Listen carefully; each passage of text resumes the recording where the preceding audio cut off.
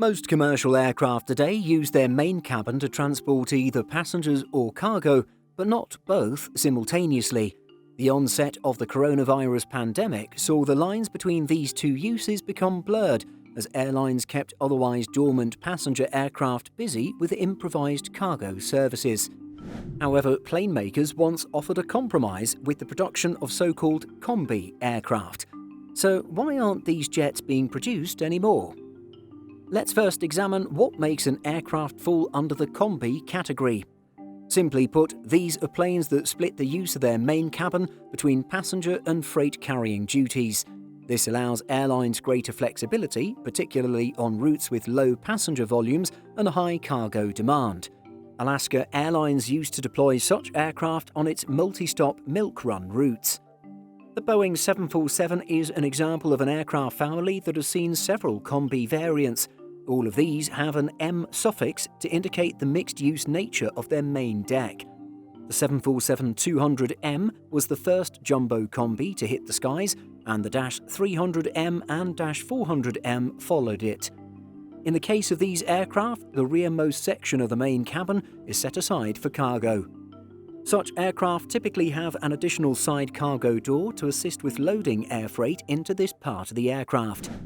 Of course, the 747 is not the only Boeing series with Combis.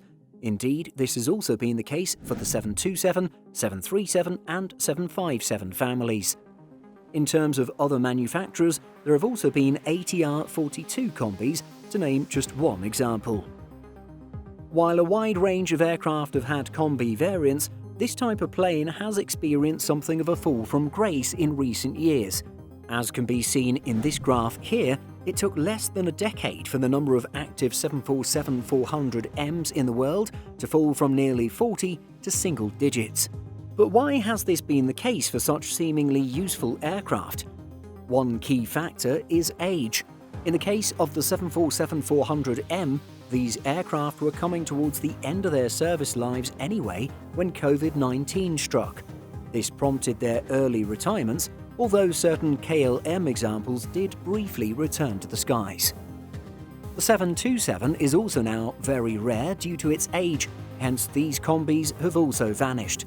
Elsewhere, Boeing only produced one 757-200M.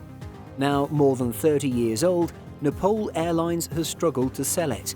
Furthermore, some carriers have reportedly found it to be more profitable to convert their Combis to dedicated passenger or cargo planes. So why aren't manufacturers offering their production models as Combis anymore? It might have to do with the fact that the loading of both passengers and cargo can be time-consuming when considering aircraft weight and balance. Some Combi aircraft have their cargo sections at the rear of the aircraft.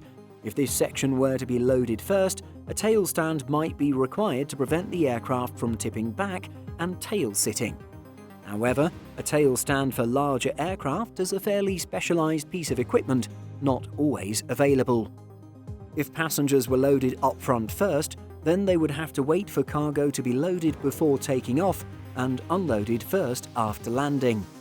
Ultimately, it seems that airlines and plane makers have decided that it's better to have an aircraft serve a single purpose during a flight instead of two.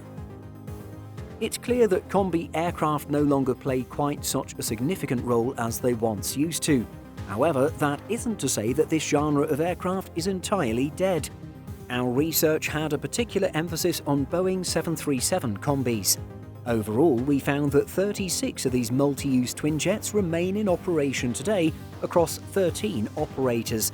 Of these, the US Navy flies around half.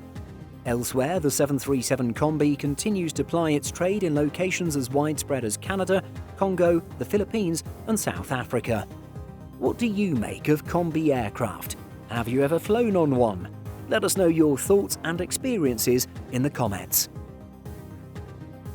In addition to our daily YouTube videos, Simple Flying publishes over 150 articles and a podcast every week. If you're looking for the latest aviation news and insights, visit simpleflying.com. Thanks for watching, and don't forget to like and subscribe before you go.